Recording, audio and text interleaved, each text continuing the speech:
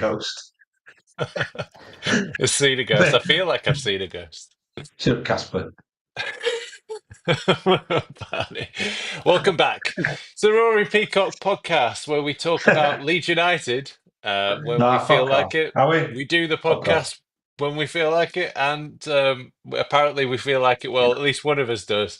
It's Macca this week. He's dragged us on, and Barney's stuck in a microwave. If you're watching on the live stream on any of the platforms, you'll see him stuck, sort of licking the glass. Just frozen at times. Oh, there he is. Hi, Vans.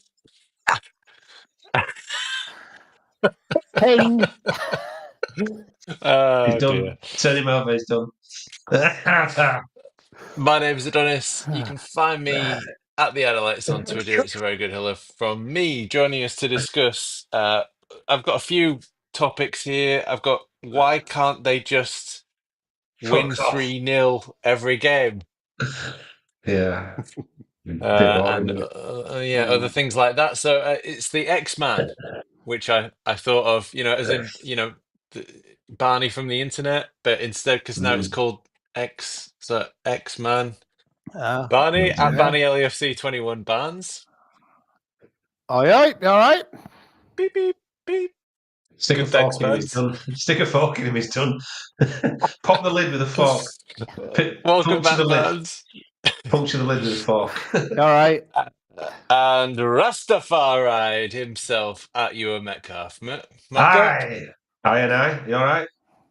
I'm good, mate. I'm good, thank you. I'm very tired. It's been Journalism and Media Week this week at the university I'm at, and that involved being in early, leaving late every single day, and welcome to the lots fucking of real work. world. Awful. You've been tossing it off in Europe for long enough for fucking hell. I did not become a student to work hard. It's ridiculous. You've done this wrong, mate.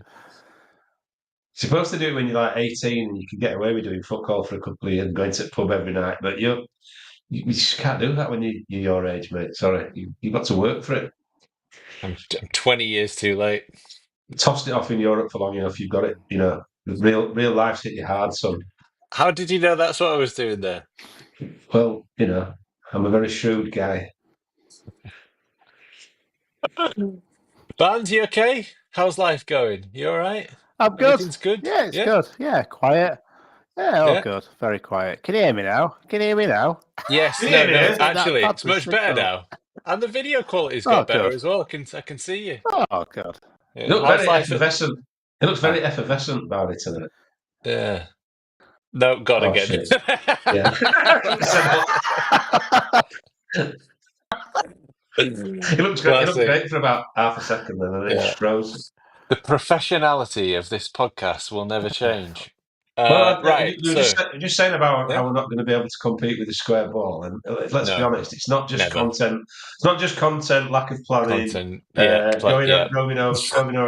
over an hour, consistency, unprepared, consistent. Staff. It's the fact Barney looks like he's in a fucking microwave. The listeners, and I don't even want to be here. It has a massive impact. Such fucking amateurs. Thanks for watching. Cheers. See you later. I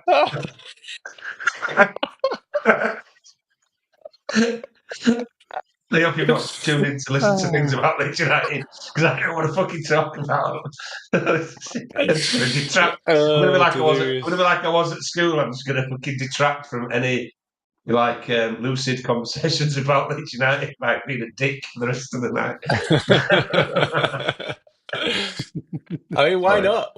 Why not? I'll shut up. Well, why not? Why change the habit of a lifetime? Barney's gone full. Barney's gone full Grinch. Oh, he's back. Oh dear. Cheers, lads. Never change. Yeah, lads. Cheers, everybody. Cheers. Never change. Should say hello to all 15 of you. It's good to see you. Keep those comments coming in. We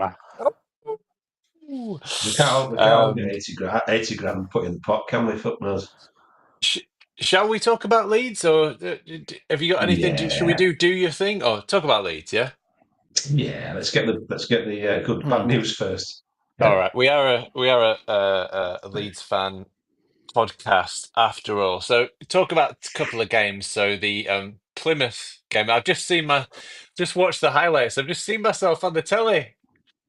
All right, And okay. mum, All right, Yay! okay. yay, singing, marching Lovely. out together, and marching on together.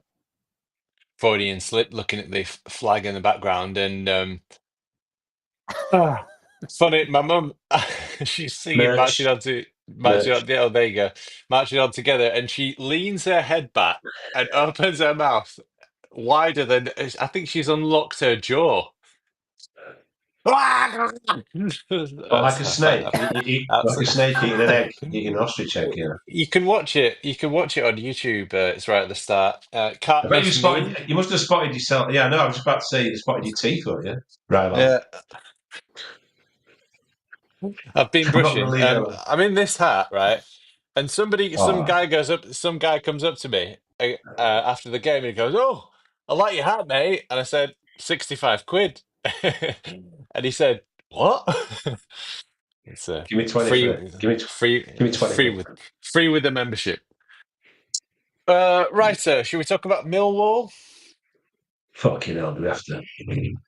So my first instinct was, and I wrote about it on the article, which actually came out on Wednesday, which was actually about being optimistic, but looking ahead to the fixtures and thinking that actually we've got quite a good run and we've got really good form so far against the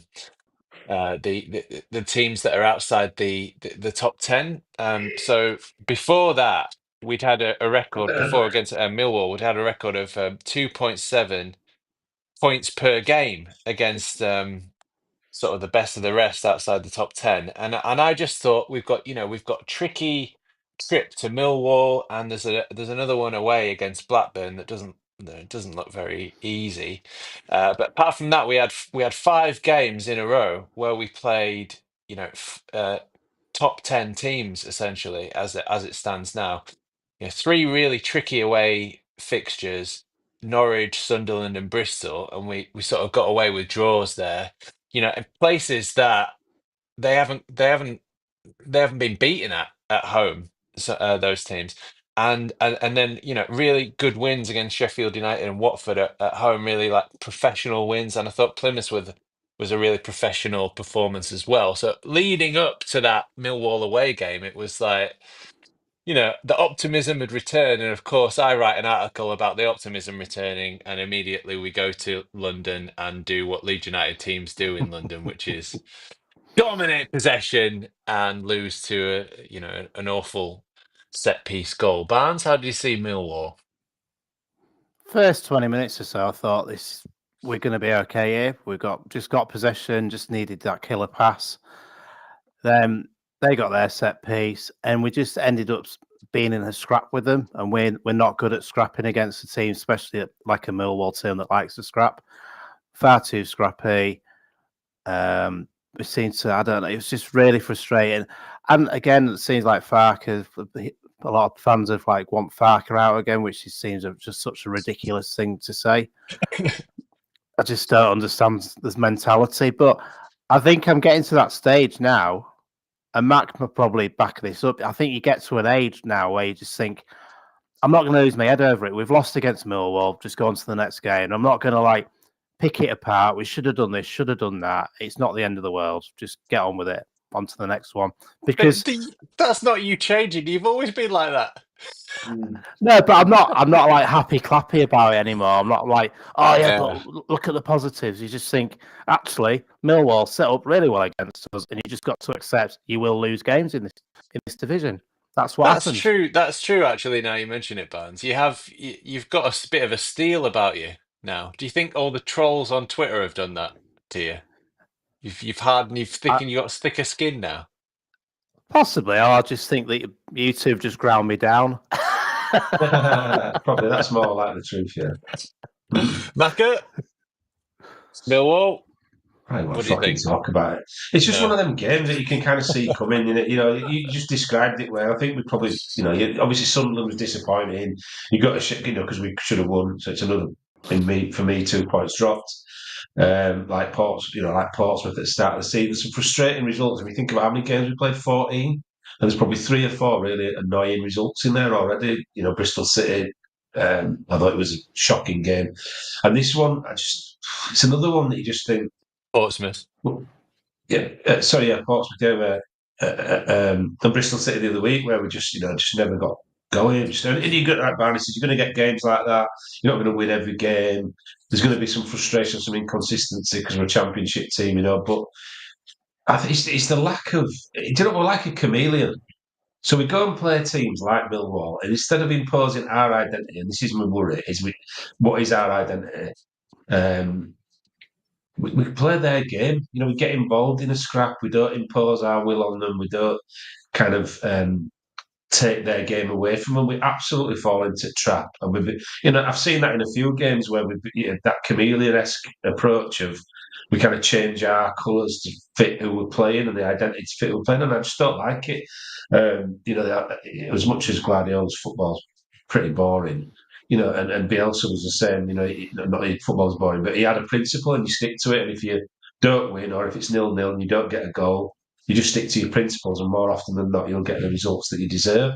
And I just think we don't. And again, I'm disappointed with the lack of chances created and the lack of dynamism sometimes around the pitch, and just this kind of the game's just like fizzle out and passes by, and it's like we haven't had a good go. We haven't put them under any pressure. If we're 1-0 up at home, you know for a fact the last 10 minutes are going to be nerve wracking because we're going to get set piece after set piece. We're going to be, having to defend for our lives. We just don't do that to anybody. I think Barney's said it, and I've said it before. The set pieces have got better, but they're still shit. There was a lot of wasted set pieces again on That was awful. the other night, Yeah, Wednesday, it was and awful. yeah, really sad because I think that in that league, if you get your basics right, you've got half a chance, particularly with the quality that we've got.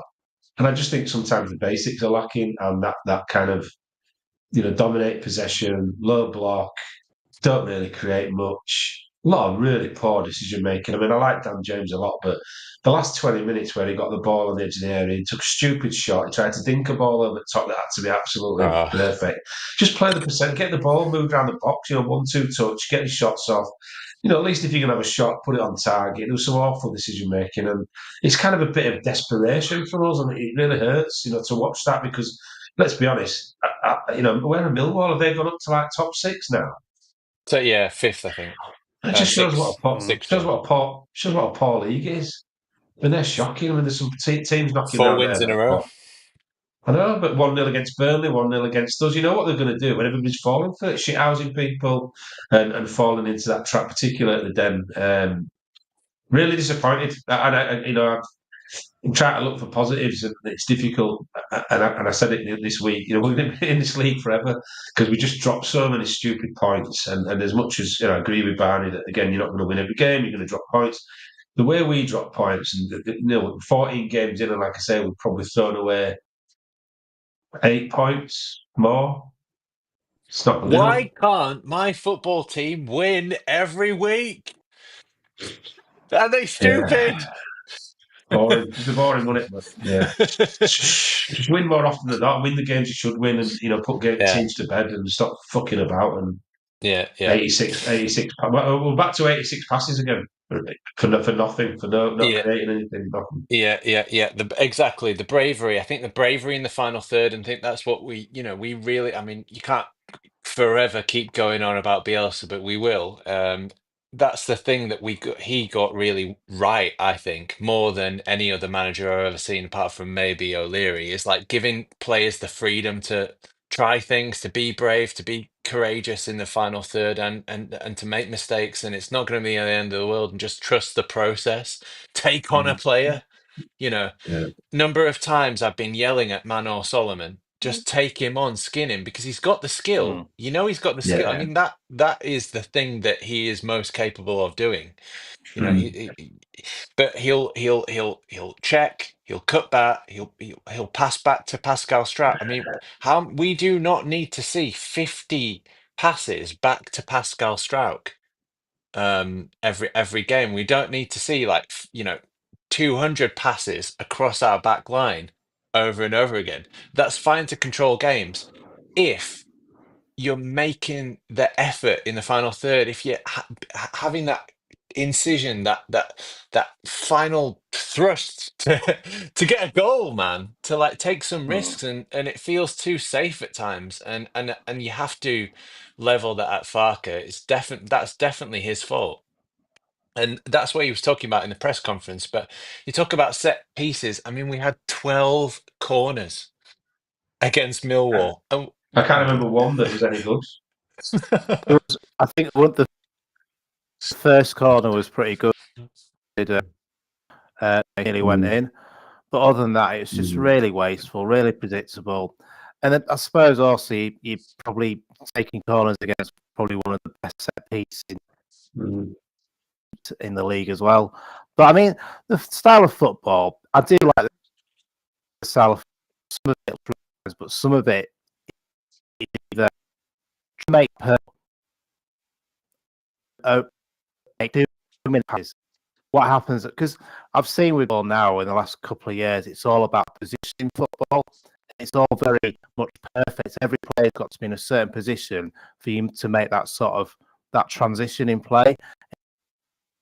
And it's yeah, we'll go back to Bielsa. With Bielsa, it was quite raw and quite, oh wow, where's that come from? But it's all very clinical. It's all very, well, this is what we're meant to do after 10 minutes. This is what we're meant to do after 20 minutes. If it's not working after half time, what we'll do this. Then it's predictable with the substitutions, 70 minutes all the time, where at half time, you just need something different. You could see that the other night. You could be good at being clinical and scoring, but sometimes you can get out muscled. And I think Matteo Joseph is the sort of player that can be a physical team. The substitutions, and I don't quite. Solomon he's not fit. He's really not fit. You can tell. I think that's why sometimes he's not going past that player because he's not fit. And just, do you think he's a vegan, Solomon? Do you think he seems a bit weak? You know what I mean? I thought it was me that usually offended groups of people, but yeah, if all vegans, sorry, vegans. I've shopped organic. I've shopped organic for a long time now. I've seen some of you. You don't have a lot of fat on you, and that. Anyway, he just gets knocked over a lot. That's what I'm saying. A few Yorkshire puds wouldn't go amiss, I think. I think Barney said he's missed a lot of football. He's not fit. That's what it looks like to me. He's not confident. He's not fit. Yeah. But what we really missed, what I was most annoyed about against Millwall was that we got bullied, and then we got outfought. I don't think any Leeds United team should get outfought. Not with our history, not with our identity and our culture. It's not in our DNA. And even if you've got a 17-year-old Archie Gray on the pitch, that is a different tone to the side. He is setting a different tone. Tanaka and Rothwell, they've got a bit of steel, but they don't have that shithousery that Click and Alioski had, for example. And if you had any sort of shenanigans with Alioski or Click, they'd be giving it immediately right back with interest to anybody who wanted it, pouring water all over other players, winding them. You think you're going to wind me up. I'm going to wind you up 10 times harder, and I'm gonna if we you know what I mean. So in terms of what you were saying, Matt, being dragged into the sort of game that Millwall want to play, that Bielsa team were able to meet that kind of a team on their level. It didn't matter if we were dragged into a game like that, because we could play a game like that and we could outbully a team like that. And yeah, I felt like we were I weak. think And because then we had players like Alioski and Phillips and Janssen, and we've had players who can mix it like that. Click.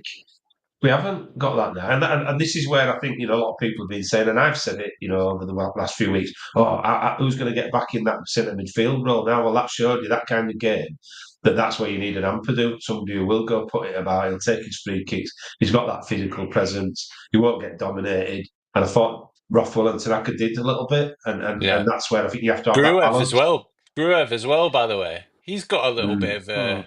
devil in him. Yeah, I was there. He's the one I think will struggle to get back in the team, because I think for me it's an Ampadu +1, probably Tanaka. But yeah, I thought we missed him on the Millwall game. And as you said, I think you look at Millwall, got to fifth by being good at set pieces at both ends and being organised. And to be fair to them, they worked really hard. I mean, they outworked us. I mean, we talk about basics. That's a basic. You don't get outworked. You don't get outfought. You go and put everything on the line. And I just feel like sometimes we whimper out of it, and again, the game fizzles and passes us by, and we didn't deserve anything. So, I mean, I thought Bamford was unlucky at the end, because I mean that Tanangana who scored the goal, he fell over and gets a free kick once again. I mean, some of the decisions that are getting made. I mean, the Burnley goal that got ruled out, Jaden Anthony's goal, and some poor refs in that league. And I thought that chance where Bamford looked like he was going to go through on goal, and he gave a push against Tanangana, I thought was embarrassing. But you can't look for excuses. We were poor. We got found out. Um, like I say, I just look at 14 games. I think we've dropped at least 8 points already, in my opinion, and I just think that's not good enough. And you look at Sheffield United, scored in the night. They're like the Ipswich of last year. You sort of look at them against us, the poor, and then they go and beat Bristol City. They're getting late winners. They're getting, they're getting sort of better in our results in some respects. And you think, well, we're going to end up the same as last year, where we'll be looking at Sunderland who'll run away with league, even though they, you look at Sheffield United who keep seeming to get results, even though I thought they were really poor against us. We're going to be third again. Oh, fucking hell. Secure that. On that note, see you later. Can you not destroy Barney? Well, that's why he's steel now. That's why he's hardened, because he's getting used to fucking the dark arts, the dark side. Yeah. And just disappointment is inevitable, and just get used to it. Live with it. I did ask this. So I went to the live Square Ball podcast last night at Leeds Trinity, and I did ask them, would you remember the Champions League nights? You remember the hair standing up on the back of your neck as the Champions League music rang around Ellen Road on one of those European nights under the lights? How intense and incredible that was, and the amazing away trips in Europe. And if we had that discussion a few episodes ago. If we could have that again, Red Bull Leeds, but it'd be Red Bull Leeds, or stuck in the championship literally for the rest of our lives, never touch the Premier League and just get passed off to sort of a succession of Ken Bates style owners, what would you do? And they were sort of saying that if that did happen, then they just convert the Square Ball office to the headquarters of the Phoenix Club, and back that, and then spend the rest of our days sort of in the Rotherham's Division League One North or whatever it was, playing Grimsby away or whoever. It's a tough one. I mean, I've said this before, Barney's touched on it, that you get to a certain age where you take things a lot more philosophically. It still hurts, but you kind of brush it off a lot more. But somebody said on Twitter, I'm sort of falling out with football quite a while ago. I'm sort of slowly falling out of love with Leeds, because what's the goal? You go you get promoted doing a soulless fucking league with VAR, with sports washing, fucking multi-billionaire football clubs that are just buying everybody and buying kids that they're not intention to play just so other people can't have them. It's a soulless fucking thing, the Premier League. This is a very cheery thought for a Friday night. So what we actually, Our what we cheeriest aim pod, our cheeriest pod of ever, the yeah, year. yeah. We basically got, that's the panacea, that's the utopia to get promoted back to the Premier League. Shit. Ask any Ipswich fan now where they'd rather be. Back last year where they were stunning everybody and winning the championship, or getting promoted. Sorry, or in the Premier League this year. Mm. And we're the same, what we have got, and then our ID stay in this league forever. And to be fair, the Championship's a good league. I think actually, entertainment and no VAR and kind of competitiveness, and anybody can beat anybody. I quite like the Championship, but that's what you're resigned to, isn't it? Do we stay here forever and maintain our dignity and our integrity, or do we sell our soul and get to the Premier League and get to those European nights again? I'm not sure what the best outcome is. I've got an option. Oh, sorry, Barnes. It's sleeping, sorry. Go on. ESL, start it up, fuck them off. Big Six or Big Seven or whatever it is with Spurs. Spurs one of the they shouldn't be. They probably I are. know. Can't rely on them for anything. They had that one chance to beat. I know. I Anyway, know.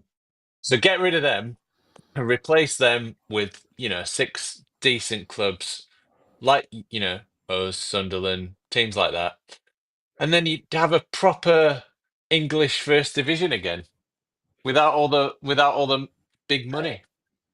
But it'd be better anyway because all the TV companies are wank off Man City and wank off Arsenal every game and Liverpool. They'd all follow them and they wouldn't even give a shit about what was left anyway. So you'd get rid of all that.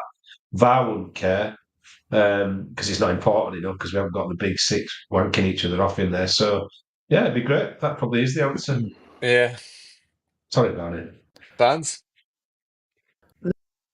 I mean, modern football has changed a hell of a lot over the years, and it's a lot of it is about money. But let's not be blinking about over the years we've had teams that dominate the league by being not as rich known at Chelsea. I mean, even Scum when they were dominating in the league, they were spending. Say the word. They were spending big money, and other teams couldn't compete. And then that's when Chelsea came in and can compete. Every team gets bigger and bigger, and the finances get bigger and bigger. But I just think that football's changed so much that I saw a thread on Twitter this week where what's happened to atmospheres in football grounds. I mean, Ellen Road is flat as shit, and I don't think it's even to do with. I don't think it's even to do with the style of football. I just think that either fans just expect us to win. I mean, if you look at other fans, they're saying that their grounds are flat. Is it because there's too many tourists coming in now, where they're just supporting one player, or they've just come to just watch a football game because they've never watched it before? They don't understand the heritage behind what it means to support COVID football. fans. Do you think it is? Because lung capacity. I remember after COVID, that first season was mentally really, really good. The atmosphere was really good, and obviously it's just really flat. I don't know if we need to give coke to people on the turn. Something needs to happen because it is really flat. I think for Ellen Road, I personally think that people get swept up in stories, and our story was we've been 16 years out of the top flight.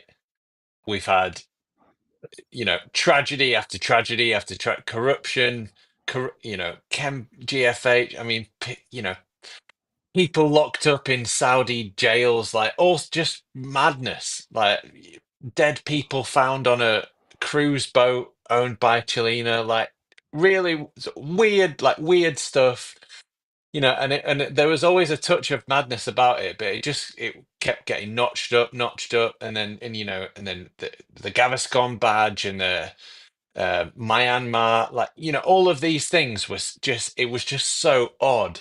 And then you've got Bielsa, and everybody got swept up in the story of Bielsa and what an amazing man he is. and he's almost like giving these like sermons on the mount lectures, and we got swept up in that story, and it changed the whole city, and as loud as it's ever going to be, and then we get back to the Premier League, and that's our story then, you know what I mean, and finishing ninth, and it's all that elation, Mm. and then you take Bielsa out, and Bielsa covered up for a lot of ills, if it weren't for Bielsa, I mean, people would have been extremely pissed off with Victor Orta and Radrazani and Angus Kinnear a lot sooner than they were chanting sack the board and all of that. That happened eventually when you took away the shield that Bielsa was. He'd been shielding them and talking for them, and people put up with all sorts of stuff because of Bielsa was there. So take that away, and then we get relegated, and then we lose a playoff final. So I think it's that more than any my stupid I just think conspiracy theory about COVID. Yeah, I think. Do you know what? I think people have just changed. When we used to go, it was mental. It was like you knew it was going to be a big day out. You sung all game. You was no who's looking at me. Social media is going to record. Somebody on social media is going to record me singing and put it on the internet tonight. And look at this dickhead singing. And you just went and you lost yourself in the game for 90 minutes. It was a release. It Mm. was a kind of get away from your drab, boring 80s sort of lifestyle, and you went and gave it your all and sung your heart out for the team. Came, I mean, the number of times you came home, and even up to like the champion. I used to come home with no voice. But I mean, that Yeah, was sort of later on. I used to come home in the 80s with my shirt ripped off. That was just being in the low fields, getting dragged about and wrestled to the ground by your own fans when they scored, and shit, just bust lit from being in the stand with your own fans. And it was mad. It was mad. And I think that it's a different society now, and people go to football for different reasons. And I just think that it's not the same. It's never going to be. You're not going to recapture that. I mean, I just watched videos of. A lad put some videos on of the QPR FA Cup game '87 where our Owens scored the winner. It's fucking nuts. We scored an own goal that got them back in the game. Bear in mind that was a shock at the time. QPR were a kind of high flying Division One side and had some good players, and we were kind of the underdogs, and we beat them to get to that semi final, and it was fucking nuts. It's still probably in my top 5 games, and it's we've played in the Champions League, all those games that we've played, won the league, the Division One, and it's still probably in my top 5 or 6 games that I've ever been to that game, and because it was nuts. I mean, when we scored when Rennie scored the equaliser for QPR, the Lowfield started fighting all police. It was like kicking off in the Lowfields. It was one each against a good Division One team, and then obviously we got the winner, Ormsby, leapt like a salmon. Fucking all of the cop. I mean, I must have moved 30 foot down the cop just from the surge, and it was a completely different generational thing to watch football in that time. But I think the mentality is different, and football's been sanitised as much as there's a lot of positives happen. Matching out together and women being able to go to football, and it not being as partisan as it was. The game's sanitised, and I just sometimes, I mean, I don't go as much as I used to because I don't enjoy the process as much as I used to. I can't go out at 10 o'clock and come in at 2 o'clock in the morning anymore. Well, can occasionally, as you two know, but I can't do it every fortnight or on a Tuesday night anymore like we used to. So I don't enjoy the process as much. I love Leeds, and whenever I am, I want to watch the game and I want to get behind the team, and it fucking stabs me in the heart when we lose, and still feel those same emotions. But my missus used to say, I could tell by how you shut the front gate whether they'd won or lost. I've got slammed to fuck because they'd got beat, or you were like singing on your way, dancing up the driveway. It's just different. I just think the whole of society's changed, football's changed. But I do think that people go to football for different reasons now. It's almost like Sky Sports. It's like you sat in your living room watching it on the Well, telly. it's a And lot more it's expensive now. It's a lot it like is, the yeah. tickets are a Mm. lot more expensive, so you're not going to be able to get the kind of crowds that, You don't that, get that as that many you used to have in the you don't get as many 80s. nutters in there from estates. That's the thing, 'cause they can't afford to. No, It yeah. was full of lads from estates who fucking carried on, and it was who could sing loudest, and it was, not, Southstand, give us a song. You don't hear any of that. Nobody's winding each other up to sing and get going. And to be honest, the players don't do it anymore. I remember Sheridan and Baird, and you've seen people do it more recently. Janssen. fucking get the crowd going. Nobody does that But anymore. It's almost like you get you on telly. there was a change. Like, remember when we beat West Brom 4-0, Barnes, Mm. and Pablo scored after 16 seconds. I mean, that Ooh. was mental. I mean, there was a "We Are Champions, Champions of Europe" that was sung for eight. I remember the season before, actually, was it Monk? And we drew 3-3 with Norwich. I think were Norwich, we 3-0 down or something like that. That was a yeah, certainly tremendous noise. 2-0 down. Yeah, it was. Uh, Well, the Ipswich game last year, the 4-0, it was fantastic. Unbelievable. But it's the Yeah. occasional games. It's almost like That was you as build up. loud as I'd ever heard it. That Correct. was as loud as a Deportivo. Yeah, and it's just it's in that moment. Whereas before that was like that every week. It was a din. You know what I mean? It's almost like we're living on past reputations. But yeah, that Ipswich game was mental. It was like the Pirro, the Stroik Pirro Somerville chant that was going fucking full pelt. We battered a team who came there thinking they were going to turn us over. It's just that all that risk and jeopardy and kind of partisanness has kind of gone. And I mean, I listened to it on the telly a lot, and I don't know if it is the television or the fact that they control the sound or whatever, but it's fucking flat. And you've got, you go It every is week, flat. man, and It it is, is. It yeah. just sounds flat. The whole ground It sounds is. flat. It just can't get going as well. Just can't. It I mean, is. some people start chatting, everyone's like Yeah, falls it feels like. apart. I mean, even the famous South Stand is even really quiet now. Yeah. I don't know if they're They on the don't come even down or what, but don't sing the full marching on together either. no, it's Sing the yeah, verses up yeah. to marching on together, and then that's it. And you can hear a pin drop. Remember trying to get chants going with Wardy. Shout out to Wardy and my mum at the back of the cop. The cop in my day, that used to be the stand that would sing. I mean, in my mum's day, back in the 70s, it was what you were talking about, Mac, is like, no chairs. And it was the whole thing was swaying backwards and forwards, Um, absolute nothing. Nothing. Not I think not people have one fallen out of chant it. the whole game Yeah, I know. against I Birmingham. think We won 3-0. It's shocking. I think people have. I think people are jaded by football. That's what it is. If you think about it, back in those days, and as recently as like the 90s before Sky, you didn't see a lot of football on telly. So your release going to the Yeah. football and being in that stand was a big Yeah, thing. that's It was true. quite unique experience. Whereas now you fucking interface with it all the time. I mean, sadly, I watched the Millwall game on in my new cinema room, so I had 120 inches of shit on my wall. It was fucking horrible. But you've got football around you all the time. It's constantly being fed into your life. You've got social media. You've got all. I think people are getting a bit sick of it. It was a kind of preserve of 3 o'clock on a Saturday afternoon. Whereas now you think, you could build up to it all week. Whatever your week had been like at work, you went on Saturday and that was your release, wasn't it? That was it. Now it's like Tuesday night, Wednesday night, Thursday night, Friday morning. It's incessant. No wonder people are getting jaded with it. Righto then, let's do on this day. Can you guess what happened on this day in 1997? Barney, Oh, no, you got a 97, guess?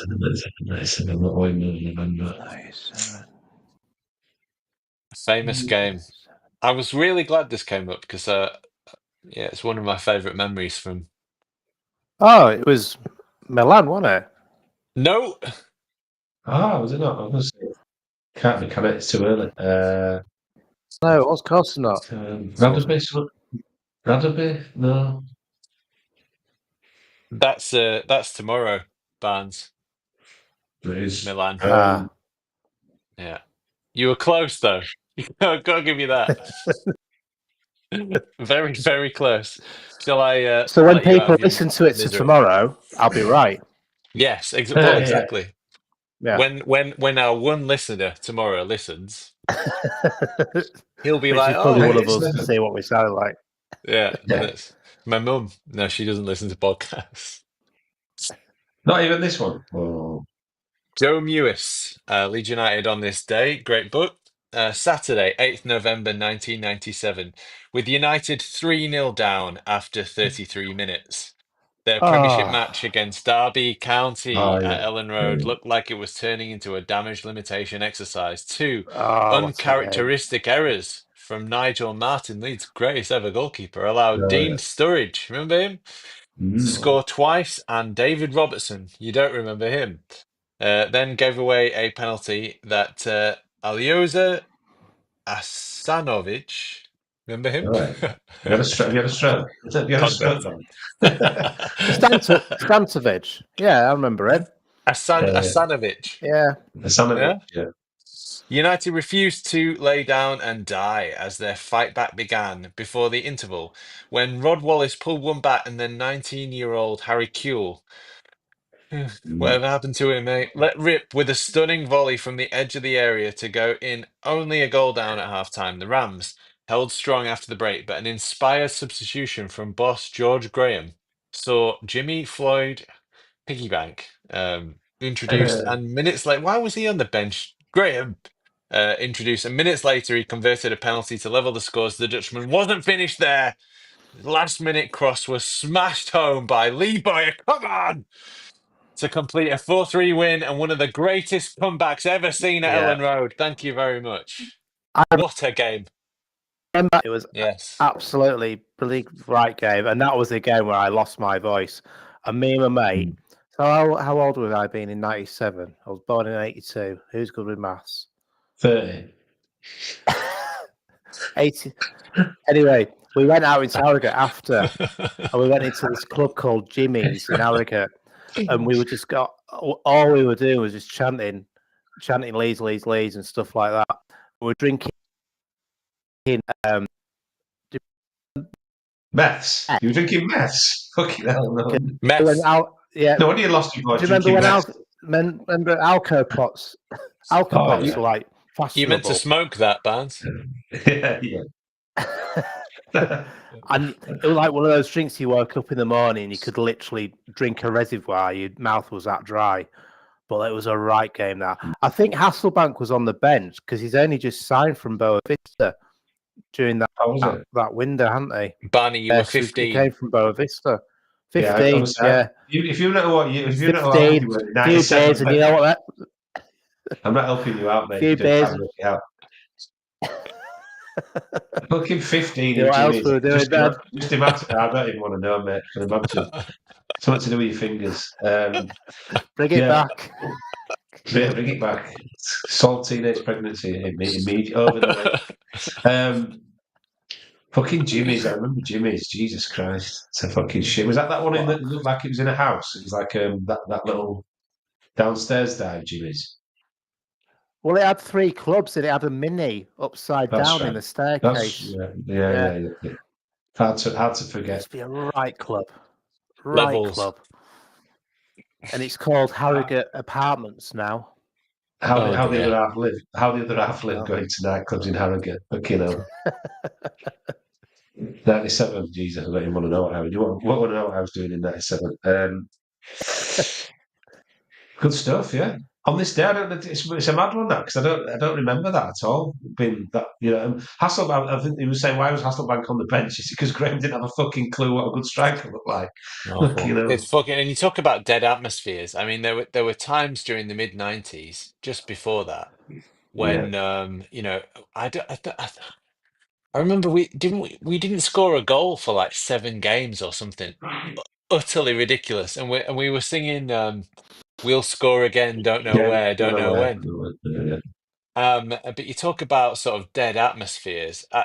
When you don't score a goal for sort of like 4 or 5 games, I think that there were about 22,000 people coming, and that's for a Premiership game. I mean, it wasn't full. You can't get a ticket now. No, anybody for like Oxford United can't get a ticket. 20,000 people trying to get a ticket. It's crazy what it's become. Yeah. Go on, Barry. He resorted to drink. He gave up. All right. Donny's talking. All right. That was me chance. Ding. Food's ready.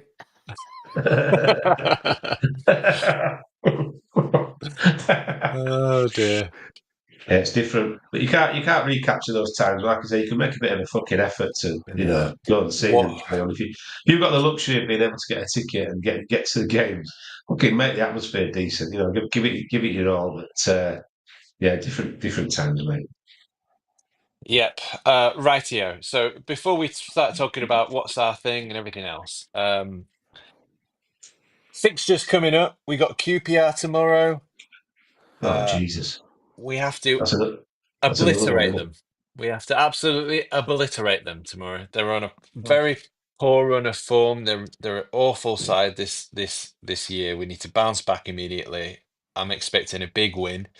And then we got Swansea away, which might be tough. Then Yeah, Luton. I don't know what's happened to them. They're in free fall.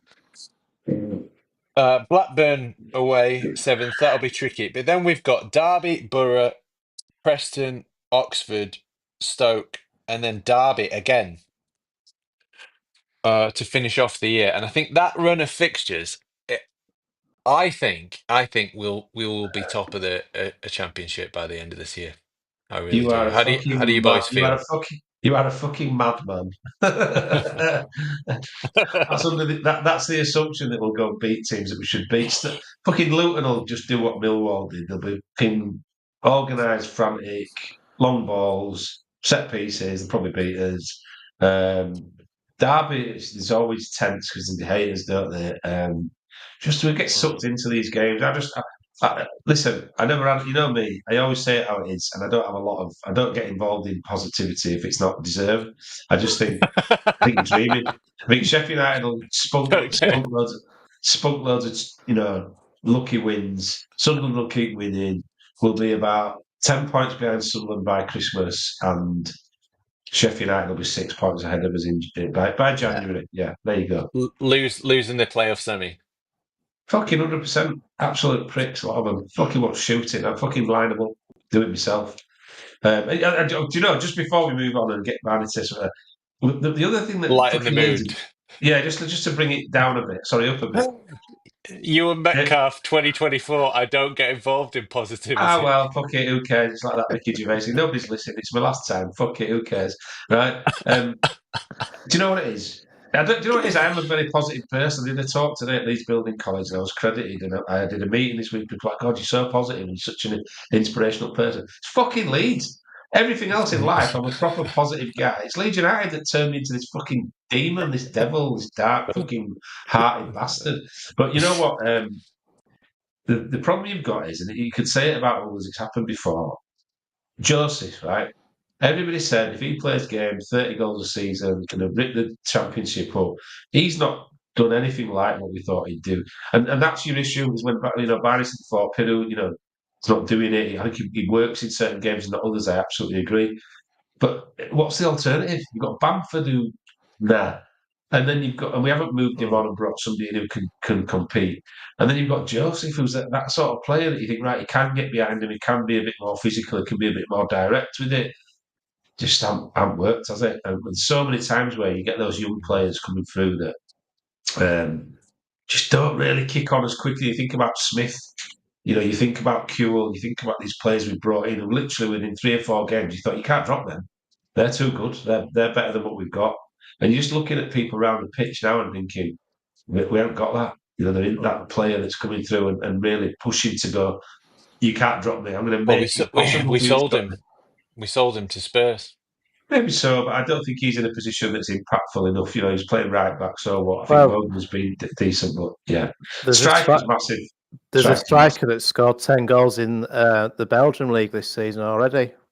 There you go. And Max Dean. that's Yeah, when we there you sold go. him. And There you go. yeah, I mean, it's one of those things again. It's like a sliding doors moment, isn't it? If he stayed, would he have done that here? We don't know, but it is No, frustrating. Probably not, but I mean, I don't think so. But Belgium it's not league's because different, of isn't it? him. I think it's Farke's system. And Farke's system, it's similar to Pep's system.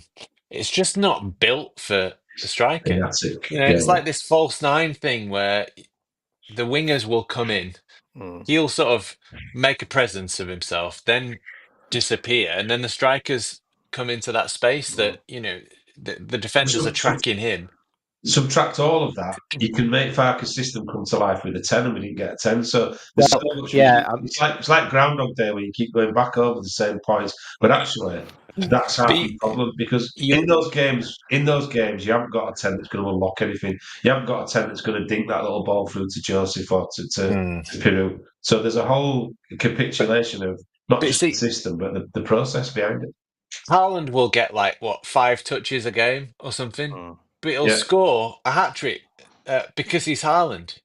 So unless you've got, when you play this system that doesn't allow the striker a lot of touches, not even talk about chances. That's a separate issue, which is what you're talking about, Matt. Not having the creativity, but just not even getting the touches and a system that's not suited for him. Turu was the top scorer in the Championship for 2 years in a row. Bamford, we know it's possible for him to have a lot of chances. I mean, Bielsa created an enormous amount of chances for Bamford.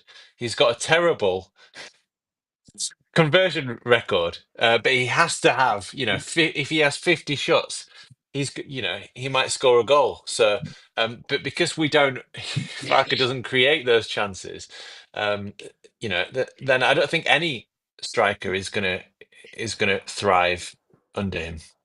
Barnes, anyway, can you give us some positivity here, because we're in the mire. We're drowning. We're drowning. I'm blaming you, Matt. Rastahfari. I think we're going to battle. Come on! We're going to battle QPR tomorrow, because it's international break next week, isn't it? Oh, okay, no, not again. So let's just we're 3-0 up again at half time. Just go for it. Go for it. Get those players that go on international break injured or like a little tear, but they'll be so they don't have to go away. But I'm also a believer that what Farke said with Brent and what we've seen with what we saw last season was proven during the course, and I think that's what Farke basically gets the first. Start seeing steady wins, and then last season he was breaking records left, right, and centre as Leeds, even breaking records at Don Revie from Don Revie. Still not that many. I think we've got the best squad in the team in the league, but you can still say that you still need a coach to get the best out of those players. So yeah, we're going to be top of the league after Christmas. There you go, done, and we're promoted by March. Right, now, what's your thing? What's your thing? Mac, tell us your thing. It's your projector in it. What is it? Tell us about it. I've got probably a couple I'll do quickly. So, first thing I've got to say is, was it a Plymouth game? Okay, I've lost track of all. Losing my mind at the minute. I've been so tired this week and busy, so I'm fucking forgetting what day it is. But Sam Chambers came on for Leeds the other night, young lad, my mate's son, my brother's business partner's son, Gareth Chambers. Hello, Gareth. You're not be listening, but anyway, he's a Leicester fan, so fucking. So Sam Chambers, came on for Leeds, young lad, Scottish international, great kid, and I'm really proud of him. And he wrote, as you know, my little nephew a little note in his programme, a little sticker that he wrote for Leo, and really nice touch. And wish him the best of luck. Nice to see young players coming through and getting on the pitch. And I thought he looked really at home. He's knocking people about, and 17-year-olds usually get bullied, don't they? Sort of come on and a bit frail, but he sort of pushed somebody off the floor and then knocked somebody else over. And so good on him, man. Good on him. Good one, Sam. So I'm really proud of that. He looked tired. I thought. Yeah, it's all right. Yeah, pushed the ball into space, ran around a couple of players, got a cross in, did well. Good on him. It's great to blood these young people and get a chance. So let's see how he develops. The other thing is I'm doing a cinema room at home, so I'm pretty obsessed with that at the minute. Sound systems, projectors, screens. I've just bought a massive, as you know, Vito Corleone portrait, which looks. My dad will probably come around and go, "Why have you got a portrait of me or somebody that in your family?" And I've got a picture of Vito Corleone above my fireplace in my cinema room, and I've just had 18 mix towels delivered, which have got all my favourite films on them. So the old cinema room is starting to take shape, which I'm loving. It's a great little space. It feels great in there, even though we're still waiting for furniture and shutters and all kinds of different things that they're doing in there. But it's another house project which I'm growing on me a little bit. I used to hate DIY and doing stuff, but I'm actually loving it. My last thing is so I talked about the Penguin, which is coming to an end. I think it's Monday, the last episode. It's been brilliant. I don't know if you've been watching it, but it's fantastic. The new one is The Day of the Jackal. So I don't know if you watched the first episode the other night. Not yet. Yeah, not yet. Fucking tastic. It's Is cool as it? fuck. Yeah, it's Yeah. good. It's good. It's good. And the soundtrack is absolutely brilliant. So you've got, I mean, other than that, Gabriel's, Jordan Rakai, who else was on it? The Who, the Smile. There was the Radiohead. There was just, it was brilliant. The soundtrack's fantastic. Etta James is just, it's got a bit of everything. And it's opening sort of episode, and I'm not keen on the kid who's the kid who plays the main character. Eddie Redmayne.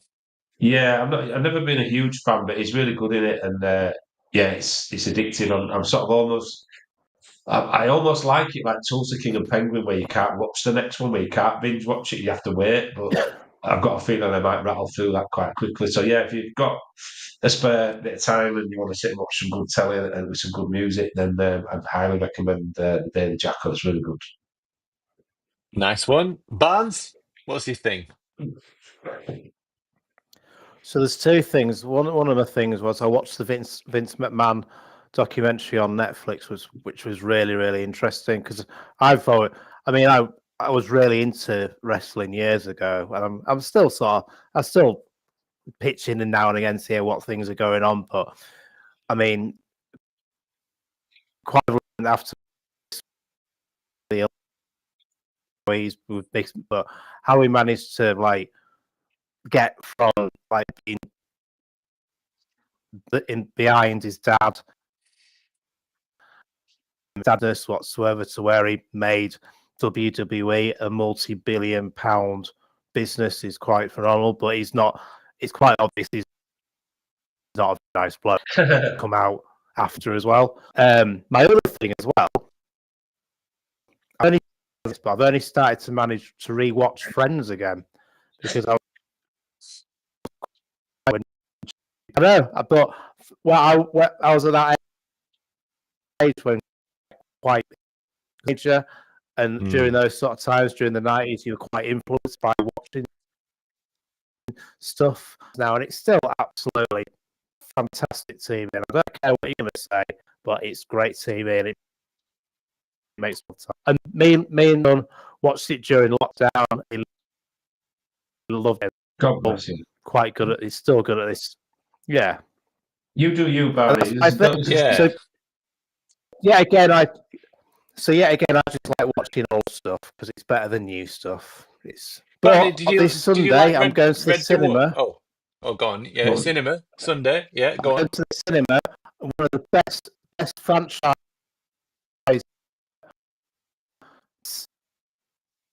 Paddington. How old are you, Barney?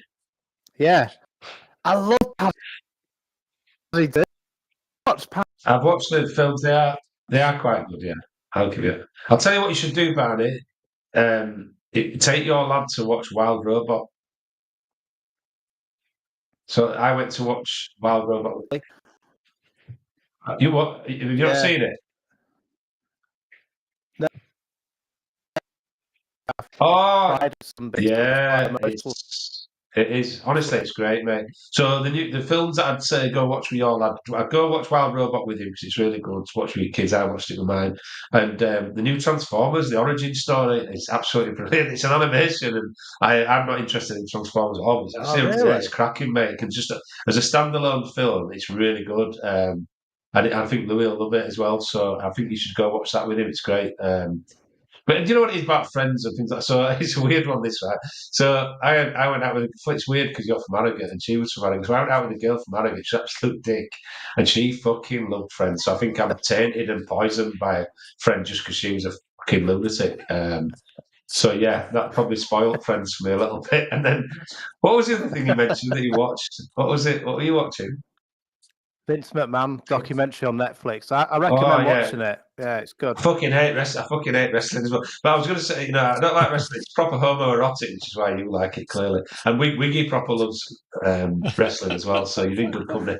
But do you know what it is? Do you? I'm a miserable, fucking black-hearted bastard. So I'm glad that there's other people out there who keep the kind of positive and the light-hearted telly and the fucking fun and games and a bit of wrestling and a bit of friends. Good on you, man. Because I'm a proper black heart. So yeah, good on you. Yeah, I can't do any of I that. actually had my What's You that? trained as a wrestler? own music. I thought that. Yeah, so my name was going to be an exterminator, and my music when I walked out was going to be "There's No Limit" by Two Unlimited. And also, I worked out my own finishing move as well. Oh my god! What was it? Fucking fingering somebody to death.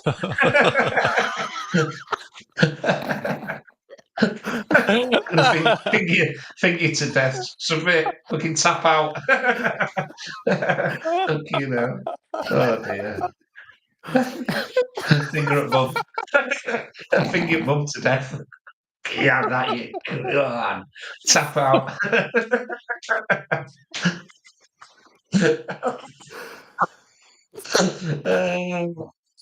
Fucking can't wait to hear this. I tell you what. I know it's not going to be better than fingering somebody to death, but fucking can't wait. What was what was he finishing through? Fucking coming in the face.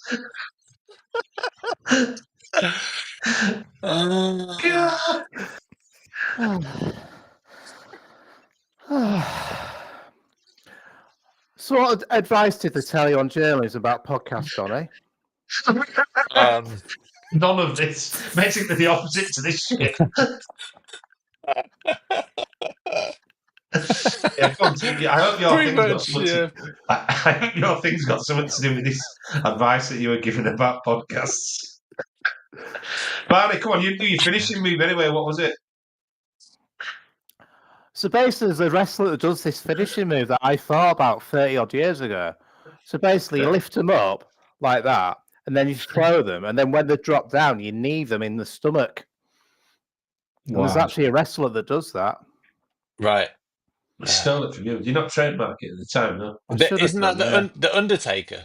No, he does the tombstone. Tombstones people. Even I know that. I fucking hate wrestling. The proper wrestling was Giant A-Stacks, Big Daddy, Rollerball Rocco, Kung Fu. That was a grandstand Saturday morning. My mum used to make me. That's why I'm fucking mad. Lamb's livers and scrambled egg on toast for me. Yeah, I know exactly. For my breakfast, I used to watching grandstand Frank Boff and I would Very say healthy Devin for your Bowden, liver. Yeah. Really healthy liver. It is very good for you. See, that's me. That's what everybody thinks of when they look at me. Is what a healthy bastard he looks. I thought that finishing move was going to be a lot better by it. It was a bit of an anticlimax. I think mine was better. Definitely for you. Oh dear. Come on, Donny. What's your thing? My thing. Well, I guess I've already talked about it really, but I mean, it was something called journalism media week. If you don't know what that is, which why would you? It's a series of panelists and talks each day from different people within the sort of professional world of journalism and media. So we had a Screen Yorkshire Day, for example, and you had special effects guys come in, blow things up, set fire to things, artificial rain. You had VFX guys who worked on House of the Dragon, showing us, how to do invisible effects, what they call. So every time, like you see out of a window, for example, they're actually on a stage a lot of the time because it's just cheaper. And a lot of these things were filmed actually in the UK because the government offer tax breaks to big Hollywood studios. So we're kind of like a vassal of Hollywood. So Barbie filmed here, Oppenheimer filmed here, and that made them eligible, for example, for the BAFTA awards. But you had also, like, people in radio. You had people in broadcast news, as well as press.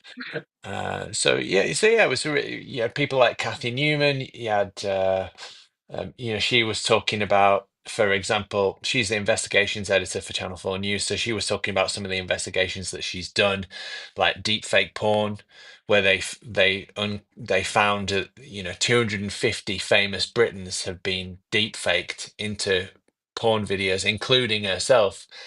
What does that mean And she for the layman in the so room? like I mean, her not porn. face. I know what porn is, but you can miss Yeah, that yeah. out. But So porn, but with a famous person's face put on, Also, right. superimposed like on the AI. face with Oh, AI. got you. Wow, fucking hell. Wow. Let Yeah. me make a The note of that. I'm Jordan, just putting a note in my so phone about this, that. the Jordan Peterson interview that she did, that got 50 million views, where she still gets sort of death threats and trolling now. Mm. And she was doxxed, and she'd had a stalker before, but also people like Jeremy Bowen, who's been to war zones for the last sort of 30 years. Some of the experiences that he had, I mean, watching his driver get killed, um he got PTSD from that. And uh, I think it's really inspiring, because especially with Trump, and Newman talked about this as well. Like, he coined fake news, right? The term fake news, and there's a lot of people attack the news and the media. They don't have a clue at all what goes into it behind the scenes, what these people go through. I mean, especially the obvious one is war correspondence, where they go to literal Hey, war zones, mm. putting their own life. They could. I mean, they're from a Western country. They could stay inside in warmth. They could get food delivered to the house. They don't need to Mm. go. They don't even need to leave the house. But Hmm. they're putting themselves in war zones to tell these people's stories. And yeah, there's just so much that goes into it. Fact checking and all of that. It's just been a really fascinating and inspiring week. So yeah. Hmm. Please tell the bullet points of what makes a successful podcast, just so people know not to follow our lead. Right. So the successful, so we Might don't work do that any of out. them.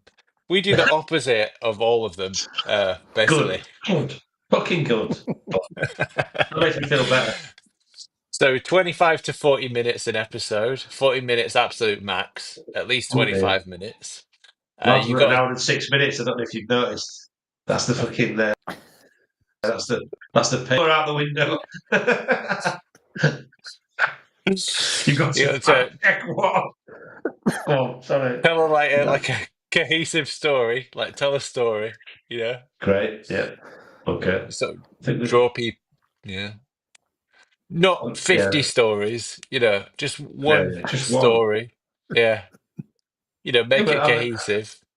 how many podcasts that have cohesive is not a word I put next to the Roaring Peacocks, but there you go. How many podcasts, and let's be honest, over the years, how many times have we done that? Broke down in hysterical laughter. How many other podcasts that are making millions of pounds have done that? I'll be honest, laughter's worth more than money, so fuck 'em. I think we've got the right thing. We've got the right thing going on. I think them people you've been listening to at university haven't got a fucking clue, mate. Clueless. No, what are you laughing at? I'm being serious. I'll- um, uh, well, we've just had our first comment of the night, so let's say I was hi going to to say, Derek. I wonder why what reading viewers think comments out. To be honest, bloody, don't mean it. Come on, Derek. Derek Yes, is Derek. Yes, Derek. Fucking so love Derek. Go uh, on, Derek. so what Dan Moylan of the Square Ball was saying last No, night who gives a was that fuck? Who gives a fuck? you've got to talk to your you've got you got What does three. he know about? Does he know about podcasts? Only gets 22K listens per No, episode. Heineken, Um, Schmeineken. you've got you've got to separate your audience into three sections: your gold, Okay, yeah. and your silver, and your bronze. And so your gold and your silver, they're there every single episode. and they're willing to pay you extra on Patreon or whatever. Right. And he was also saying, don't worry, just keep doing podcasts and they will get better. And what I said to him was,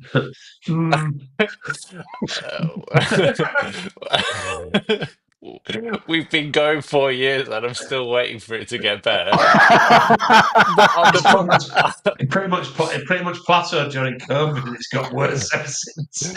but on the positive side, we do make sure we always talk to our bronze audience members. Correct. We don't distinguish. See, basically, they've just invented or indoctrinated a fascist podcast system, whereas we're Right. like Classist system, yeah. absolutely, they're rating people, they're judging That's people, true. tarnishing, labeling people. We're not. Grabbing We don't give hold a of fuck. on the coattails of If Donald Trump. if you rock up and prepared to spend an hour and 10 minutes listening to this bullshit, we fucking love you all the same. Whether you're gold, bronze, silver, fucking amethyst, jade, onyx, we don't give a fuck. So What else? who's in the right here then? Who's in the right here? Basically, they're just capitalist podcasters. Fuck them. Production value? This is very, very high. Barney looks like he's in fucking some fucking Estonian prison. Yeah, it's fine. We'll take that. We'll take all this out in the edit. By the way, it's fine. Don't worry about it. Marketing. What was Massive, this? yeah. God, We haven't consistency. even he's got 10,000 fucking followers and you've got quite a lot. We haven't even announced we're doing a podcast tonight. Marketing, bang. Chris, we're right up there at the top. We're good at that. I'm just going. Let me just tick these off. Yeah, check. There's me who always says we're doing a podcast with people. I've got about 12 followers. So brilliant. Well done, lads. I'm blaming you for that. Consistency.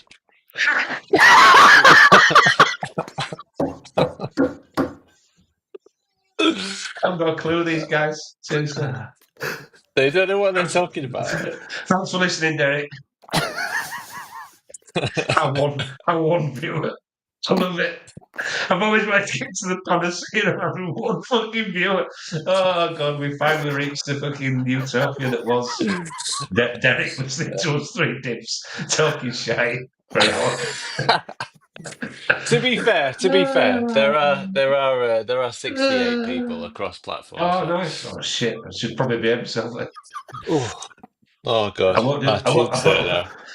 won't do the gay beer thing only for 68 people listening. I thought it was just yeah. Am I drinking gay beer? That's the question. Who cares? I'm pissed. Do you feel anyway, different, Matt? Do you feel No, different? I do. No, I don't have. Yeah, I feel fantastic.